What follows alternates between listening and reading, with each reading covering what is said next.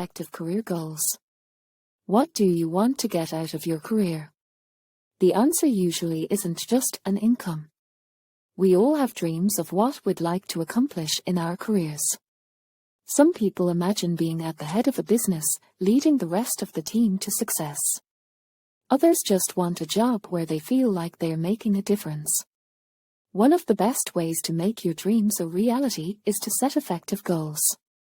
Setting realistic career goals is how you visualize your target and come up with a solution to help you reach out.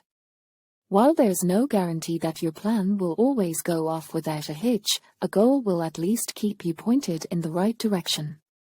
The key to successfully setting goals is ensuring that they are clear, realistic, and achievable. Start with clarity. First, exactly what do you want to achieve?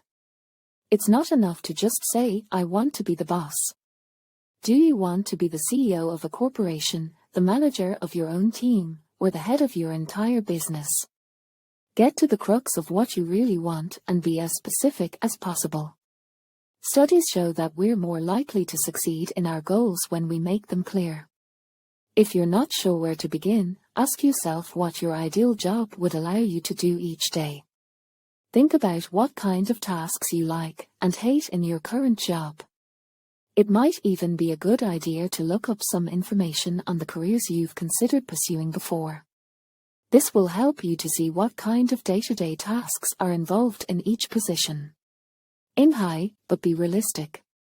The more ambition you have, the better. However, it would help if you still were somewhat realistic. For example, if you're still in the first year of your accounting degree, but your goal is to become the CFO of Microsoft by the end of the year, you're probably not going to achieve your target. Setting yourself up to fail with a goal you can't achieve is another way of ensuring that you never go anywhere. Unfortunately, this also means that your goal can't be to just make a lot of money without doing any work. It's important to take the time to think about the skills you have, the things you enjoy, and the talents you can use to actually make an income. For instance, if you love working in your marketing role now, but you think you could do more, perhaps you could aim to become a manager of a marketing department or the owner of your marketing company within the next 5 to 10 years. Visualize a path. Once you have a goal, you can begin to think about what you're going to need to get there. Chances are that you don't have all the resources you'd require to get your dream career just yet. Otherwise, you'd probably already be doing it. So, what are you missing? If it's a certain set of skills, maybe you could look into taking part-time courses outside of work that will increase your proficiency in those areas.